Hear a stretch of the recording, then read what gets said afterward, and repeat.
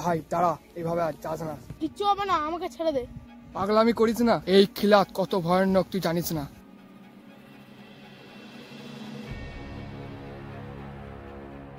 তোর এখানে কি খুঁজতেছিস বলতো? আমি তো বুঝতেই পারছি না। ছেড়ে দে আমাকে। যা, এ আবার কোথায় গেল? দাঁড়াও।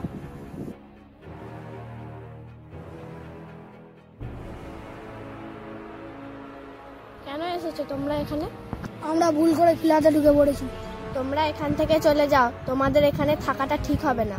কেন, কি হবে এখানে এলে? তোমরা খিলাতকে এখনো ঠিকভাবে চেনো না, তাই একথা বলছো। কেন, কি এমন আছে খিলাতে? দেবরাজ খিলাতের মালিক, আমাদের রক্ষাকর্তা।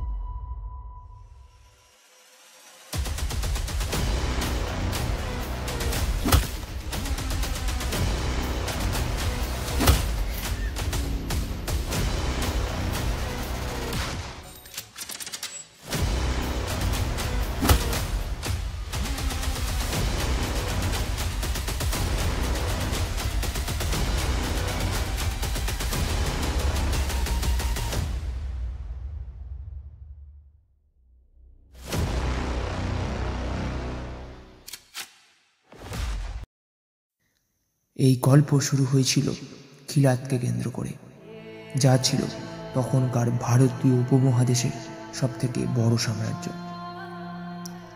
রাজা সূর্যনারায়ণের মৃত্যুর পর খিলাতের দায়িত্ব আসে সূর্যনারায়ণের দুই ছেলে রুদ্র এবং অগ্নির ওপর। তাদের মধ্যে সম্পর্ক ছিল অটুট, যে কোনো সমস্যা তারা একসাথে মোকাবিলা করত।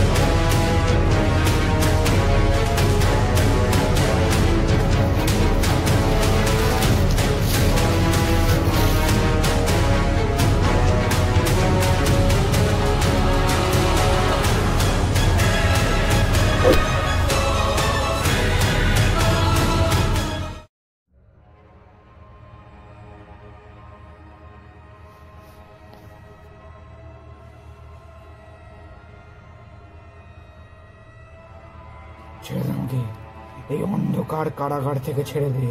তোকে ছেড়ে দেবো কি? বল তোকে কে পাঠিয়েছে? আমাদের অস্ত্রাগারে কি কি গোপন তথ্য জেনেছিস বল। আমি বলবো না, কিচ্ছুই তোদের দুজনকে বলবো না আমি। তুই বলবি না? তুই বলবি না? তুই কে? তোর নাম কি? কালী। একে এই অন্ধকার কারাগারে বন্দি করে রেখে দে, এখানেই পচে মরুক।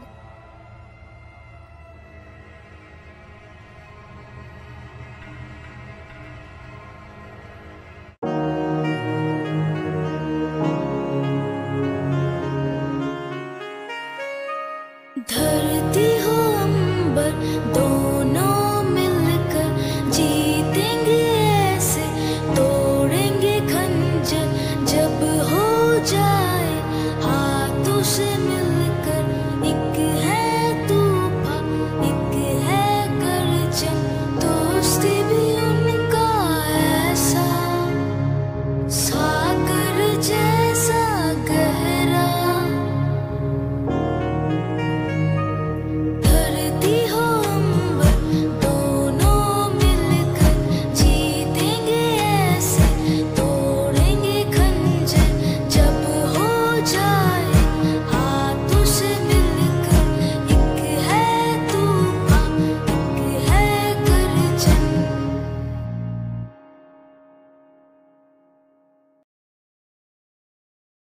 কিন্তু প্রকৃতি তাদের সম্পর্ককে মেনে নিল না। খিলাতের বুকে জীবন্ত আগ্নেয়গিরির মতো ফেটে পড়ল, যেখান থেকে শুরু হলো দখলের লড়াই, মালিকের জন্য লড়াই।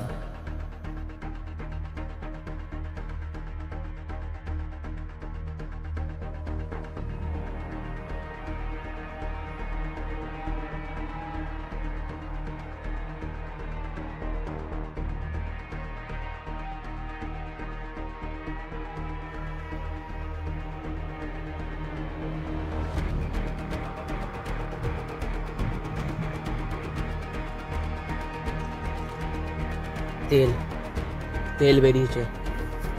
তেল? আমাদের খিলাতের জমি থেকে তেল বেরিয়েছে? খনিজ তেল।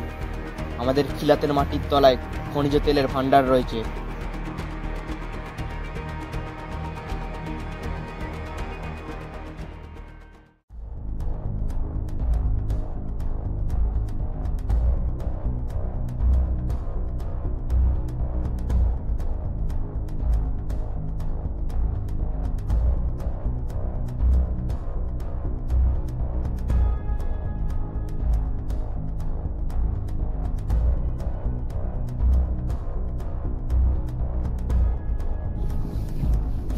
অগ্নি, দেখ, এটা আমাদের প্রথম তেল উত্তোলক যন্ত্র।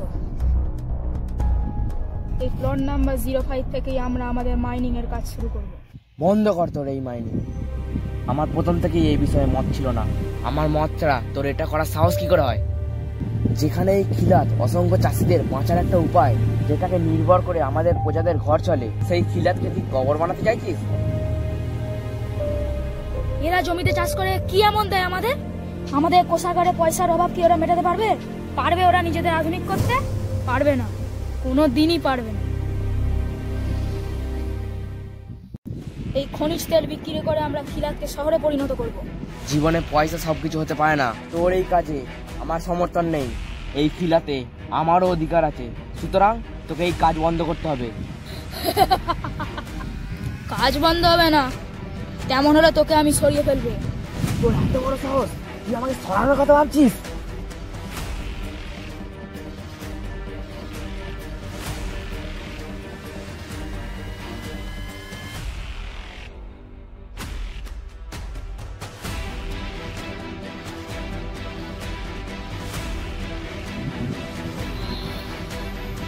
আমায় ঠেললি? তোর এত বড় সাহস! আমি ছাড়বো না, তোকে আমি ছাড়বো না।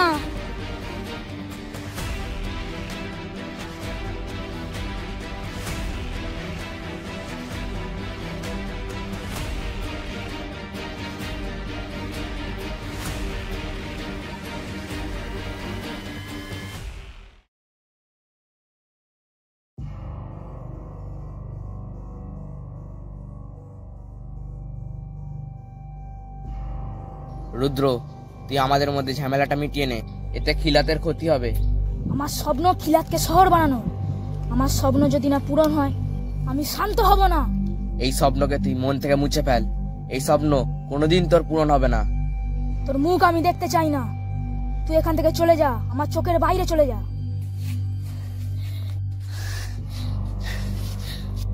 চন্দু, তোর আবার কি হলো?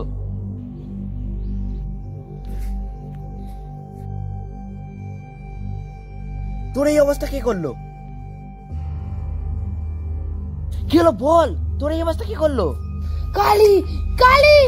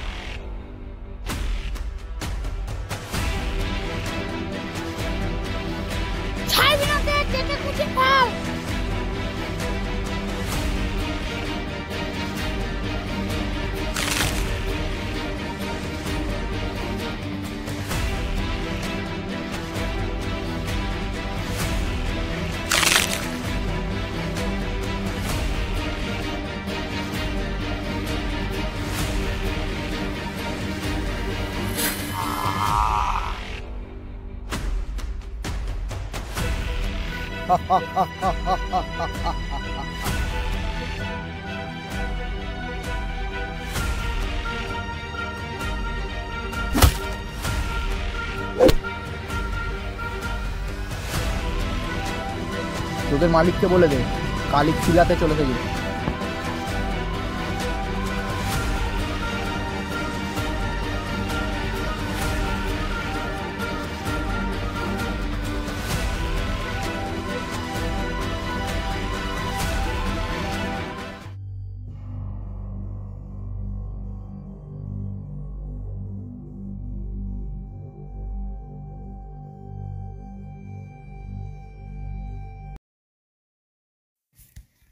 রুদ্র অগ্নিকে তার পথ থেকে সরাতে কালীর সাথে হাত মেলাল।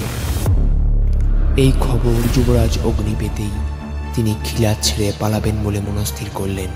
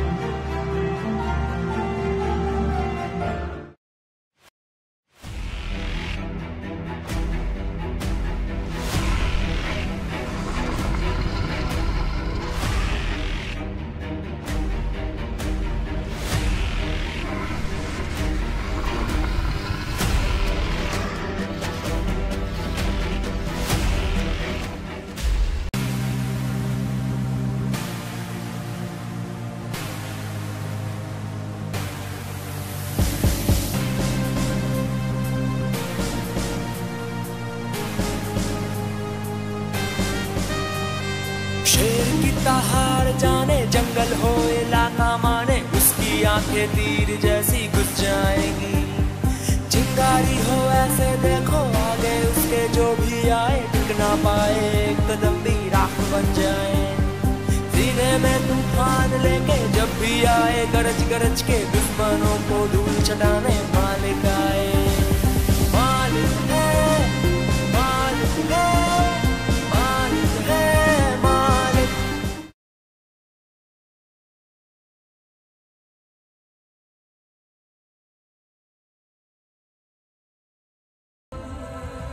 আমার প্রাণ বাঁচানোর জন্য আপনাকে ধন্যবাদ।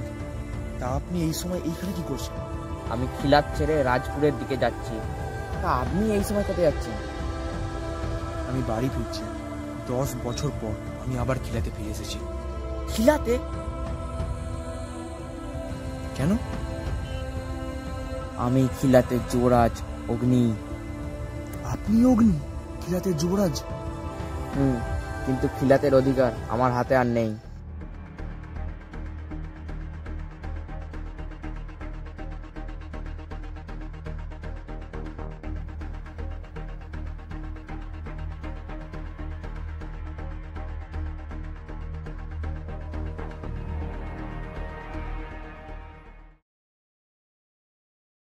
আমার আপনার মতো এক বীরের প্রয়োজন, যে কালীকে বিনাশ করবে, ওই খিলাতকে রক্ষা করবে। আমি আপনাদের কিভাবে সাহায্য করতে পারি? আমি কালীকে চিনি গত 10 বছর ধরে। দ্বিতীয় বিশ্বযুদ্ধের সময় আমরা একসঙ্গে সেনায় যোগ দিই। কিন্তু কালী ছিল হিংস্র জন্তুর মতো। প্রথম থেকেই খিলাত নগরীর দিকে তার খারাপ নজর ছিল। বিদেশে গেলেও খিলাতকে সে মন থেকে মুছে ফেলতে পারে না। খিলাত আমার মাতৃভূমি হওয়ায় তার সাথে অনেকবার আমার লড়াই হয়েছে।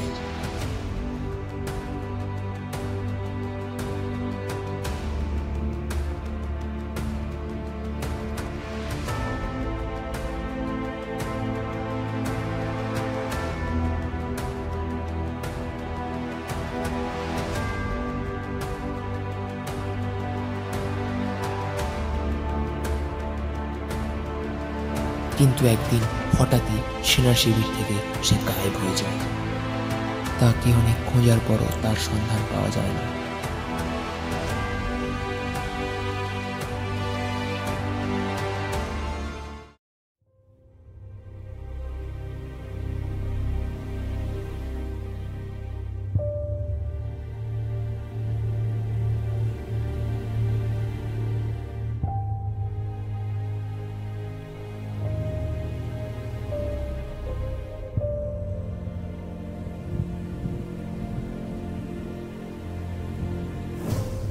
এই হলো খিলাতের ম্যাপ।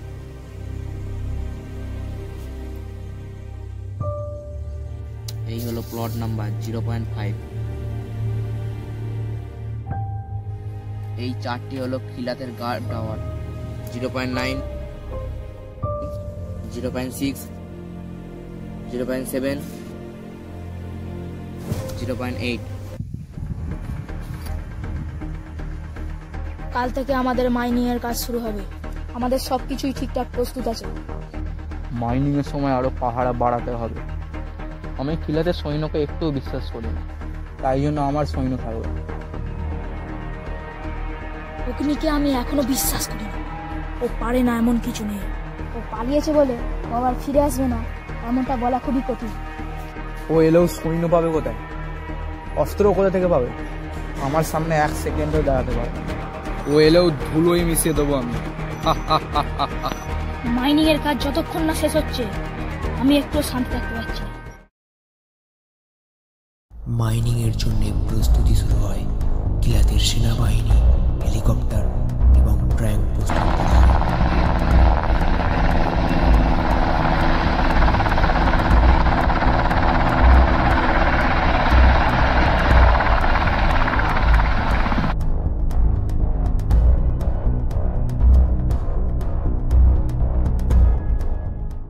আমরা এখন আছি রাজপুর ও খিলাতের বর্ডারে।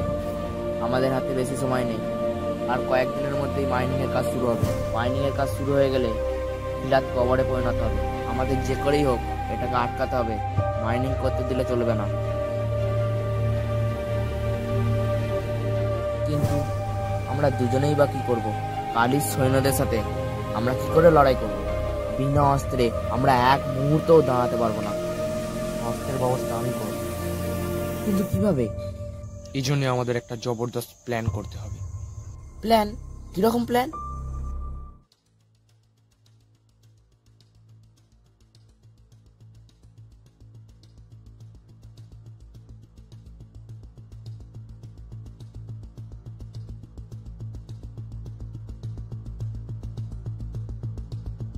এই, তুই কি চোখে দেখতে পাস না?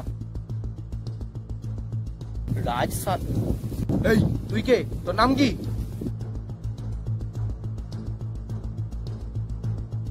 এই, তুই কি কানে শুনতে পাস না?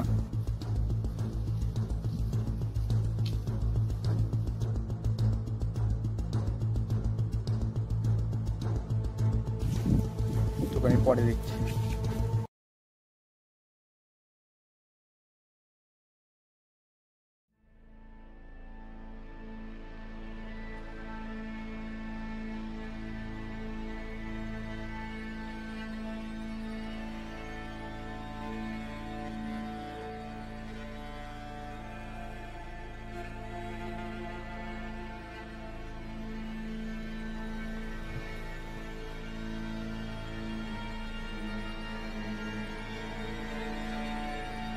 আমাকে মেরে দিল, খিলাতে আমি ক্ষতি হতে দেবো না।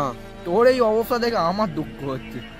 আমাকে যে 5 বছর কারাগারে আটকে রেখেছিলিস, তুই ভুলে গেলে আমি ভুলতে পারি। এই 5 বছর খালে আমি তোর কথা চিন্তা করেছি। তোকে তো আজকে মরতে হবেই, তার সাথে সাথে খিলা তো আজকে কবরে পরিণত হবে। 3, 2, 1।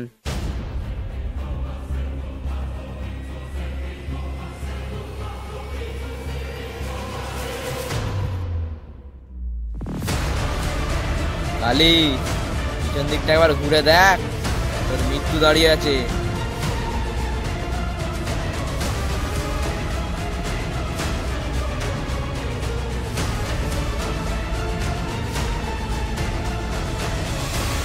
দেবদাস,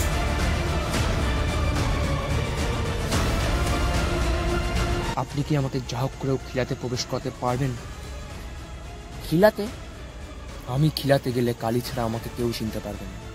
সেখানে আমার যা করণীয় আমি তাই করব। তুমি খিলাতে কেন যেতে চাইছো? আমার লক্ষ্য খিলাতের অস্ত্রাগার। অস্ত্রাগার?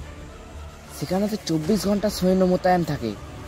যখন আপনি খিলাত আর রাজপুরের বর্ডারে থাকবেন, তখন সব সৈন্য আপনার জন্য সেখানে আসবে, আর তার সাথে সাথে আসবে যুবরাজ, রুদ্র আর কালী। তখন অস্ত্রাগার সৈন্যমুক্ত থাকবে। আর এটাই হবে আমার চরম সুযোগ, অস্ত্রাগার থেকে বন্দুক এবং বোমা লুট করা। সেখানে যাওয়া মানে তো মৃত্যুর মুখে যাওয়া।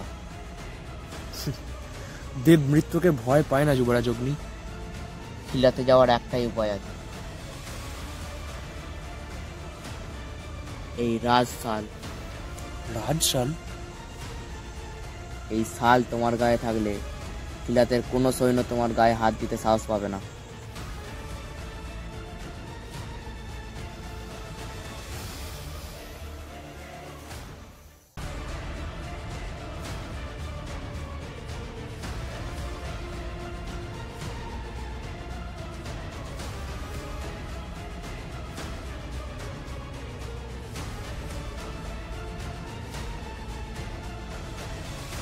রাজশাল?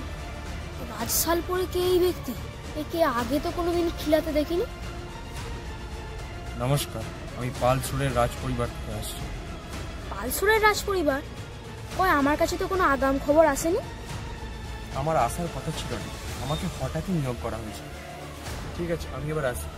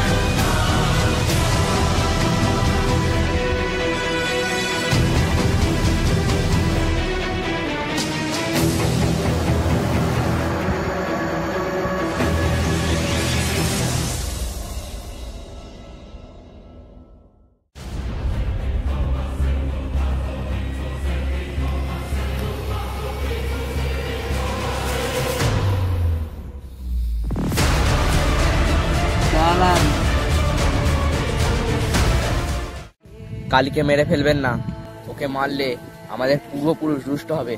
আমাদের সংবিধানে কেবল সম্রাটই মৃত্যুদণ্ড দিতে পারেন। দেবদাস, ওকে আপনি মারবেন না।